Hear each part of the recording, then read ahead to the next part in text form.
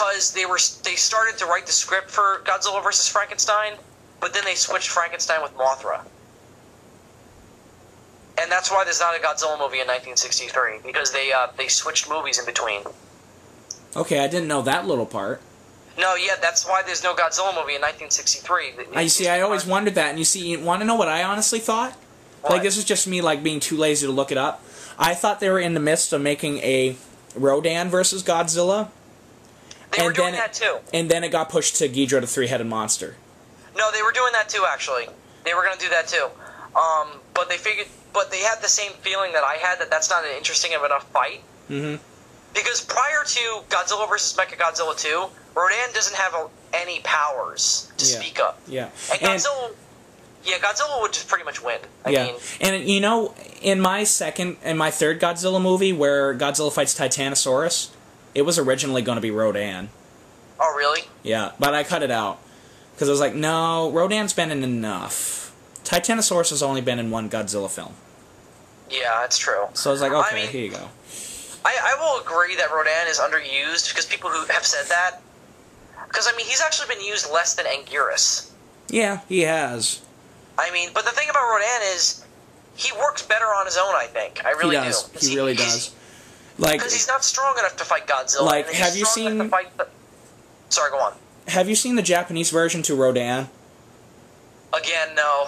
But you really need to look at... Like, you need to be devoted this year at Christmas or whatever. And you need to be devoted at watching Japanese versions. Because the Japanese version to Rodan is dark, it's creepy, and quite frankly, the sound effects in the Japanese version are good. Are better.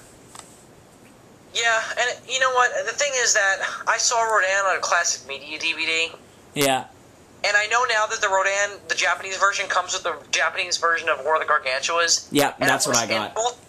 And I want to see both of those so badly, so it just makes sense. I have to get that for Christmas. War of the Gargantuas, the Japanese version, is in a totally lot different, but it makes more references to Frankenstein, and it also has a lot more of Akira Ifukube's score added back to it. Yeah, I figured that too. I'll say my number one is, without a doubt, GMK, Giant Monsters All Out Attack. Really?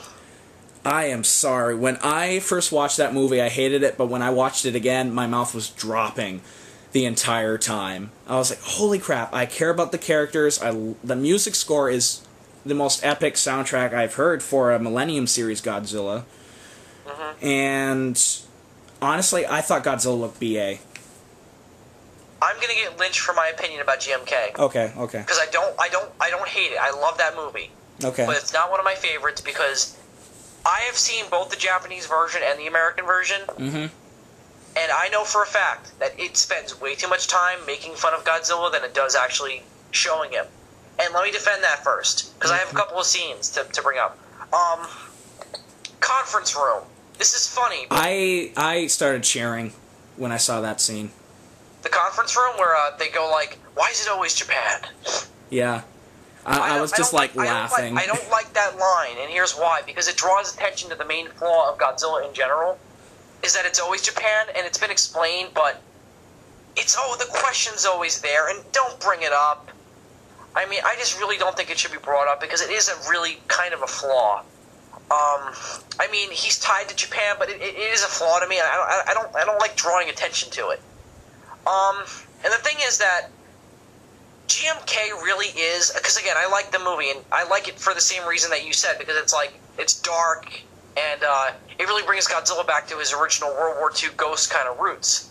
But it spends way too much time making fun of also horror movies. Yeah, okay, okay, I can see that. The kids on the motorcycles, the kids at the lake, the two teens when Mothra attacks for the first time going, hello everybody, you're gonna die. That's in every it was in Gorgo. There are those people who are always like the end is nigh kind of people. I mean, also I have a pacing problem because I don't think Godzilla shows up. I don't think Godzilla shows up too late. I think that the movie is too slow before that. Oh, you see, in my opinion, I love that build-up. I personally love that build-up. But I feel that he shows up for no reason. Like, they don't explain why he chose that moment to come back. Okay, I can see that, but I just love that movie. Like, honestly, No, like the I scene, do too, but the it's not scene one where of my- that colonel is like flashing back to when he was trying to find his mother when his mother was killed. No, and he- that's I stole that scene too. You know where I stole? I stole it from that. Yeah, I stole and I that put it scene in just added so much more. And actually, when I watched that and then watched the original, it added tons more to the original, in my opinion. Yep. Yeah. And his character is awesome. The characters, I love the characters because I cared about them. 2, Baragon is in there. That's a plus for every fan of Toho Monsters is that he's Woo, in there. Baragon. Yeah. And what was I going to say? There was this great monologue scene. Or it's not really a monologue, but the colonel is talking with this man, and he's sitting in a chair. And he's like, 50 years ago, a monster rose out of the ocean and attacked Japan. And he just went on a rant about how, like, its history is repeating itself. Like, you need to... That's one of the few cases where well, actually, I do it with all Godzilla films now. But that movie, you really need to listen to the Japanese version of it. The Japanese dialogue, in order to get the full power of it. Yeah, I'll agree to that. The problem is that I saw GMK when it came out on DVD for the first time, and that was a long time ago. Because I love 2000 so much. Yeah. And now whenever I watch that movie, I can't watch it, because I watch it in Japanese all the time now, because I think the Japanese version is superior. Yep. But I can't watch it anymore without hearing the English actors' voices, because it's so embedded into my brain. Well, that's my issue with Godzilla vs. Hedorah. Really? Like, I know it dubbed in English. Yeah? And that's what I hear their actors, the actors are saying, so whenever I listen to it in Japanese, it takes me a while to settle down and say, yeah, that's their actual voices. That's also why I know I can never watch King Kong vs. Godzilla in Japanese, because I'll have that problem amplified. Which, honestly, the Japanese version, that is the only Japanese version to a Godzilla film that I will not recommend. Really? Yeah. The only thing that is better in that version is the soundtrack, in my opinion. Yeah, whenever I YouTube the soundtrack to King Kong vs. Godzilla, I don't recognize any of it, of course, because it's all lifted from the Wolfman in the English version. Mm-hmm. And Creature from the Black Lagoon. Yeah, that too. When I heard the Creature from the Black Lagoon theme come out there, I LOL'd. It's so obvious if you're a monster fan. Like, it's not even subtle. It's so obvious. I was like, yeah, okay, that's Creature from the Black Lagoon. Yeah, and that's because I was a huge Creature from the Black Lagoon fan, too, when I was a kid. I love that movie. Equal with Godzilla. I love that movie. Well, I was just going to say, like, normally I wouldn't like a spiritual story to a Godzilla movie, but honestly, I was so embedded with, like, the characters and just how, like, and the storyline was so good I could actually see it happening, that I just didn't care.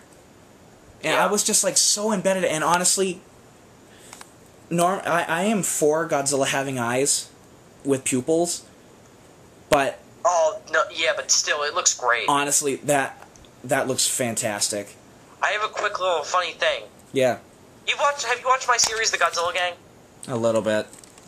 Yeah, well, I'm working on a couple of different story arcs right now, and I've been taking scripts from people who are, like, writing story arcs for me. Right. And I have this guy who's writing one about introducing the GMK Godzilla to the gang. Yeah. And he's doing it as like a Joker version of Godzilla. Oh Jesus, that's funny. Like, he's insane. That's funny. And the story arc's called Why So Serious. And there's you know the scene in the Dark Knight where the Joker explains his origin, like, you want to know how I got these scars? Yes. Guess what the guy who's writing the script for me is doing? What? You want to know how I got these eyes? You want to know how I got these eyes? And guess what? I won't spoil the explanation because it's hilarious. But it's really funny because it's so relevant to the movie itself. All right, I think everyone knows what my number one is at this point. King Kong vs. Godzilla. King Kong vs. Godzilla, and it's all nostalgia. I just see. I think there's a difference between what's the best movie and what's your favorite. Right. And that's a case for me where it's a clear distinction. Right. Like, that's not a great Godzilla movie because it contradicts a lot of the continuity of the series. Like, Godzilla's weakness, electricity. He walks right through electric wires in the first movie. Yeah, yeah. That pissed me off. Though I did like it when he broke out of the iceberg. No, yeah, they took that from they took that in Final Wars too. They ripped that off. Or they, Yeah, I know, but when he broke out of the iceberg, the reason why they did that was because of the ending of Raids Again. Well, I know that was the best part of continuity in the film. Yeah, it was. Well, I mean, that was the only thing that was continuity, because, again, I've only seen the American version, and it pisses me off to no end when they say that, why is this creature has been frozen in ice for millions of years? No, he hasn't. No, that you see, that's just in the American version. That's just in the American version. Well, I know, because that's brought up with Eric Carter, the news reporter, and it pisses me off to no end. Yeah. Because I'm like, then why do you know it's Godzilla? I mean, he hasn't died. Now, you see, here's what I got out of the American version. The American version, what they wind up doing is they know Godzilla's alive because he did indeed attack Japan, but because Godzilla Raids Again was released in the United States as Gigantus the Fire Monster, and therefore not a Godzilla movie, they ignored it. It's true. Now, you see, in the Japanese version, they're like, oh, that's Godzilla from Godzilla Raids Again. Yeah. You know, and the thing about the Godzilla series, I'm going to compare it to the Universal monsters for a second, is that it has equally as bad continuity. Oh, God, yeah. Yeah. I mean, it's a little better, but still, it's terrible, the continuity. I mean, I'm mainly talking about the Showa series, because the Heisei series is really quite good in terms of continuity. Mm-hmm, yep. But, I mean, there's no need to bring up Millennium, because there is no continuity, but, absolutely none. Well, I mean, the thing about Millennium series is that it's more like Godzilla anthology, and that's what I like about it. But anyway, I don't want to get off topic, so I'm not even going to bring it up. I just want to go back to King Kong versus Godzilla. It's so enjoyable because I find the two main characters hilarious. I love their dialogue. See, they annoy me. Really? They annoy me. I love them. No, you see, you like this. Those two get together as the main characters in Atragon. Really? Yeah, and you know what? They actually did good in that movie. Yeah? Yeah.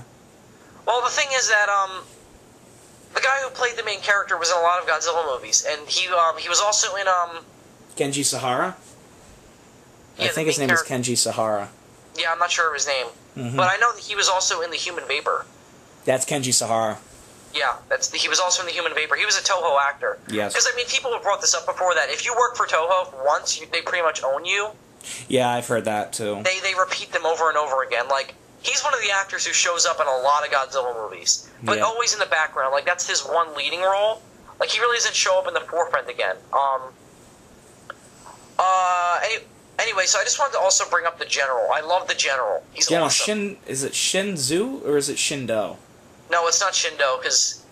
No, I don't think it's Shindo. If it is, then that's, again, continuity fucking itself, because they have, like, 14 characters named Shindo in the whole series. Yes, this is true. I mean, is it just, like, a common Japanese name? And like I just want to bring this up. The guy who plays the Admiral in Atragon, who is in charge of building Katango, and, he's normally associated with, like, 2D generals or 2D scientists. Or 2D news editors. Yes. But in Atragon, he is a full three-dimensional character. And he does so well at it. Well, have you seen my ZMMR of War of the Gargantuas? I have, and I really like that. Because I think he's also in that, but it's more subtle. Yes. Like, I really, really stand by that War of the Gargantuas is in the Godzilla continuity, because I really think he's playing the same character. Honestly, I did too. I was like, that's the same guy. Yeah, I mean, not even just that it's the same actor, but he just seems like he knows from experience that monsters are trouble. And that he's not going to let these two destroy Japan like he did Godzilla and Kong. Mm-hmm. Because I think that he learned his lesson, because he really kind of let Kong destroy Tokyo. He did. Which honestly is the one thing in the movie. What? Because they wouldn't let him shoot at him, the Japanese government, because he was owned by Tokyo Television. Yeah. And then, of course, also that the girl was in his hands, but, Anyway, so yeah, I just really love King Kong versus Godzilla for entertainment value. Whenever I watch it, I just get a kick out of it. Right. Excuse me. Well, let's talk about our 5, least favorite Godzillas. So why don't you start? Since I started last time, you start. Okay, my number 5 would be Godzilla versus Space Godzilla. Mine too. We agree on that. Yeah, we agree on number 5, Godzilla versus Space Godzilla. And I think we both know why, because it's campy in a series that's not supposed to be campy. Yeah. Oh, because it's a brilliant concept, but